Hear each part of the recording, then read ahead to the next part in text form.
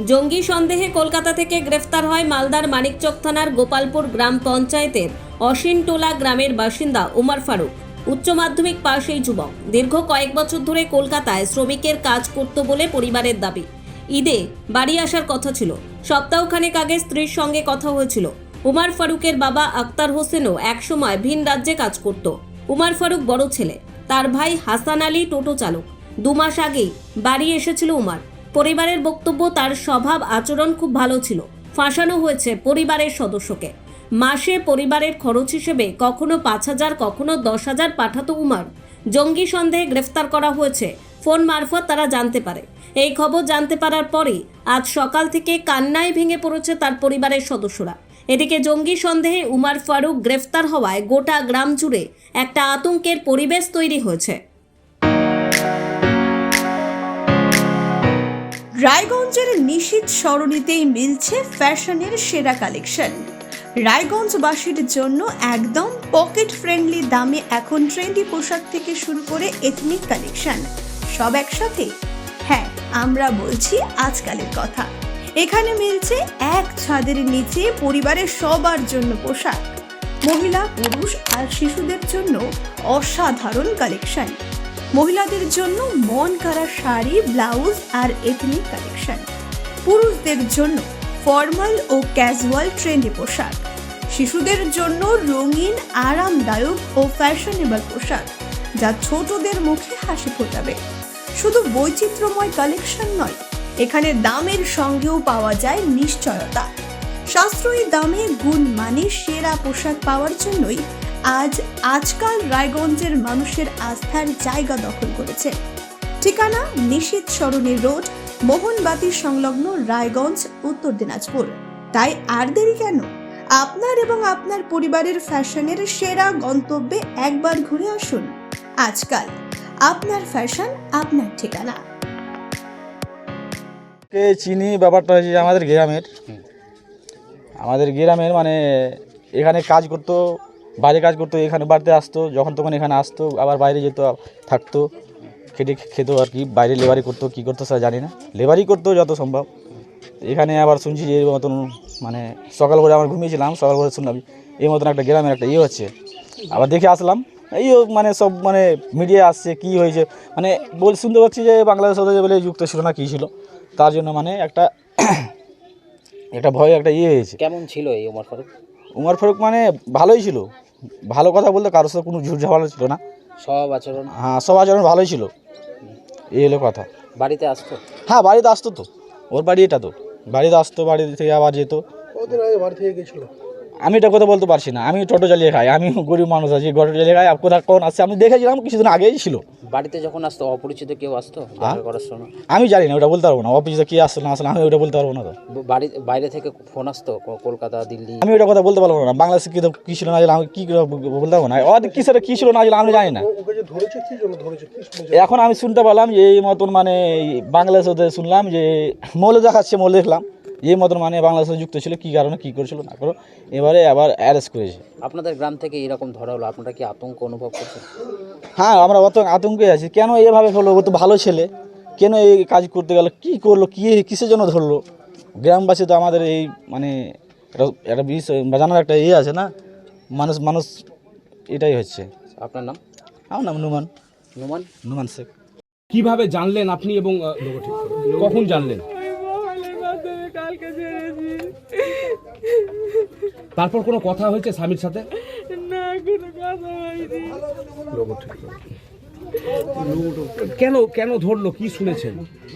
শুনেছি নাকি আতঙ্কবাদী কেস দিয়েছে, আমি জানি না কেন ধরেছে না ধরেছে। আপনার সঙ্গে তো থাকতেন, আপনার বাড়িতে আসতেন, আপনার সঙ্গে কোনো গল্প করেছে? না, কোনোদিন কিছু গল্প করেনি। কি বলেছিল আপনাকে, মানে আপনার সঙ্গে শেষবার কি কথা হয়েছিল? আমার সাথে বললো যে আমি বাড়ি আসছি রোজাতে, রোববার কথা হয়েছে, আমাকে বললো যে আমি বাড়ি আসছি। স্বভাবে কোনো পরিবর্তন দেখেছেন? না, আমি কিছু পরিবর্তন দেখিনি। বাড়ি যখন আসতো তখন ফোনে কার সাথে কথা বলতো কিছু জানেন? না, আমি জানি না। ফোনে কথা বলতো? ফোনে এমনি সাধারণ এমনি আমার গ্রামের লোকের সাথে কথা বলতো, এমনি বাইরের যে কোনো কারোর সাথে কথা বলতো আমি জানি না। কলকাতা থেকে ফোন আসতো? না। বলছি আপনার স্বামী কত টাকা করে পাঠাতো মাসে, ওখানে যে কাজ করতো কত টাকা করে পাঠাতো? আমাকে কোনো মাসে 5,000, কোনো মাসে 10,000 এরকম করে পাঠাতো। এখন কি চাইছেন আপনারা?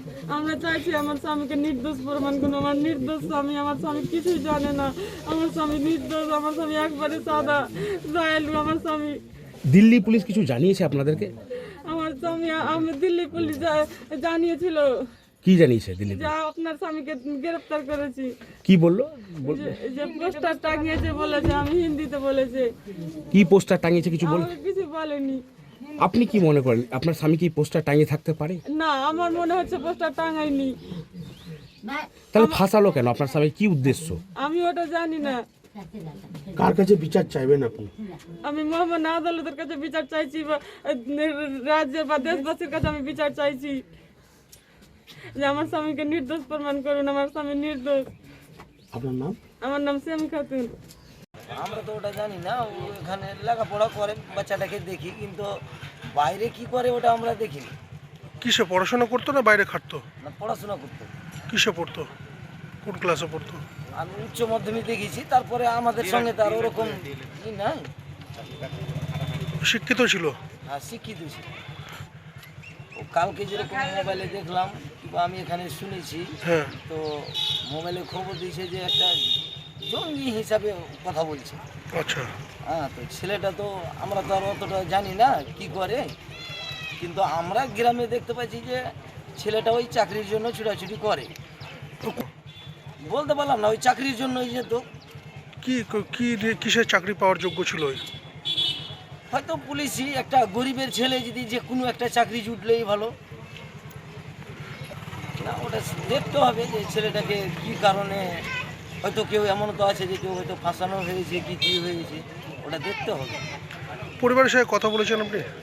না, ওর বাবা কালকে ওখানে আমার সঙ্গে দেখা করেছে, তো তো টেনে হয়ে যাচ্ছে, ভেঙে পড়ে যাচ্ছে। ওর বাবা বলছে আমার ছেলে তো এরকম নয়, কিংবা গ্রামের সবাই জানে যে ছেলেটা এরকম নয়। একটা আতঙ্ক তো থাকবে যে একটা গ্রামের ছেলেকে কি হলো না হলো নিয়ে চলে গেল, কিংবা জঙ্গি বলে কি বলছে, আতঙ্ক তো হবেই। কি নাম আপনার? মনিরুল শেখ। কি মেম্বার? হ্যাঁ, নেম্বার। একটা ওমর ফারুক নাই, এই পশ্চিম বাংলায় হাজার হাজার ওমর ফারুক আছে, আর এর কারিগর মিথ্যাশ্রী মাননীয় মুখ্যমন্ত্রী দায়ী আছে। উনি তো বলেন যে বাংলার পরিযায়ী শ্রমিকের বাংলা তকমা দিয়ে বা সংখ্যালঘু তকমা দিয়ে বিজেপি শাসিত রাজ্যে তাদেরকে মারধর করা হয়, বিভিন্ন রকম হেনস্থা করা হয়। এর কিন্তু আজকে ওর বাংলাটা কি তৈরি হচ্ছে? এর জন্য দায়ী মুখ্যমন্ত্রী। সে সন্ত্রাসবাদী, ভারত বিরোধী, যারা ভারতকে অক্ষুণ্ণ করার চেষ্টা করছে। পাক যোগাযোগ আছে, সিম পাওয়া যাচ্ছে তার কাছে, বিভিন্ন নথি পাওয়া যাচ্ছে তার কাছে। এর কি, এর মানেটা কি? এর জন্য দায়ী এই মিথ্যাশ্রী, মিথ্যা কথা বলে সবসময় এই মাননীয় মুখ্যমন্ত্রী। একমাত্র ভোট ব্যাংক তৈরি করার জন্য বাইরে থেকে সন্ত্রাস তৈরি করছে এরা, জঙ্গি তৈরি করছে এই মাননীয় মুখ্যমন্ত্রী। কারণ এখানে কাজ নেই, কিচ্ছু নেই। তারা বিভিন্ন রকম বাইরে বিভিন্ন রাজ্যে বিভিন্ন কারখানায় গিয়ে কাজ করছে, আর এই সন্ত্রাসবাদী তৈরি হচ্ছে। আমরা মুসলিম বিরোধী নয়, ভারতীয় জনতা পার্টি বা মাননীয় প্রধানমন্ত্রী, দেশের যশস্বী প্রধানমন্ত্রী সবার উন্নয়ন করে, কিন্তু দেশ বিরোধী যারা দেশের অক্ষুণ্ণ করার চেষ্টা করছে, দেশে সন্ত্রাসবাদী করছে, যারা দেশে জঙ্গিপনা করছে, তার বিরুদ্ধে ভারতবাসী, তার বিরুদ্ধে প্রধানমন্ত্রী। না, এই যে উমর ফারুকের কথা বলছেন, ওর বাড়ি হলো গোপালপুরে। মানে আমি একটু খোঁজখবর নিয়েছি, তো উনি একজন পরিযায়ী শ্রমিক। উনি দীর্ঘদিন ধরে বাইরে কাজ করতে যায়, কাজ করে বাড়িতে টাকাও পাঠায়। এবার ও এরকমের এতে জড়িত আছে এগুলো তো আমার জানা নেই, কিন্তু এইরকম বাংলা থেকে তো অনেকে যায় বাইরে পরিযায়ী শ্রমিক কাজ করতে যায়। আর মানে যেগুলো বিজেপি রুল স্টেটগুলো আছে সেইখানে আমাদের বাঙালি বলে আমাদেরকে হ্যারেসও করা হয়। এটার তো অনেক অনেক জায়গায় অনেক প্রমাণও পাওয়া গেছে।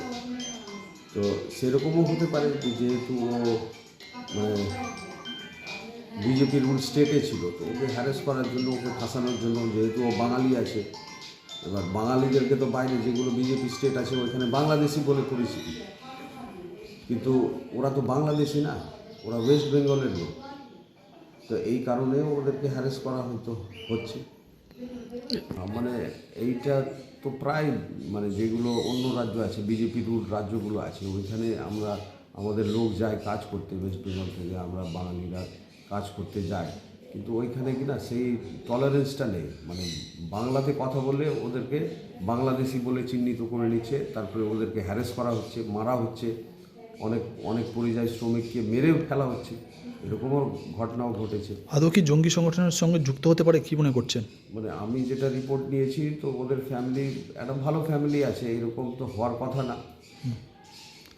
না, এই বিজেপি যেটা অ্যালিগেশন লাগাচ্ছে এটা সঠিক লাগাচ্ছে না। এবার এইগুলো কিনা ইনভেস্টিগেশনের ম্যাটার আছে, এইগুলো ইনভেস্টিগেট করে যদি সেরকম কোনো রকম মানে সূত্র পাওয়া যায় তাহলে যেটা আইনি ব্যবস্থা আছে সেই আইনি ব্যবস্থাটা নিই, কিন্তু মানে নিরীহ মানুষ যারা আছে ওদেরকে যেন হ্যারেস না করে। যখন অন্য রাজ্যে যাচ্ছে কাজ করতে, তো ওইখানকার তো ডেভেলপমেন্ট হচ্ছে, এরা কাজ করছে, পরিযায়ী শ্রমিকরা কাজ করছে বলেই তো ওই স্টেটের ডেভেলপমেন্টটা হচ্ছে। তো যখন আমাদের ওয়েস্ট বেঙ্গলের লোক গিয়ে আপনার স্টেটের ডেভেলপমেন্টের কাজ করছে, তো সেইখানে ওদেরকে হ্যারেস না করে ওদেরকে সাপোর্ট করা উচিত। মালদা থেকে পরিতোষ সরকারের রিপোর্ট, কুলিক নিউজ।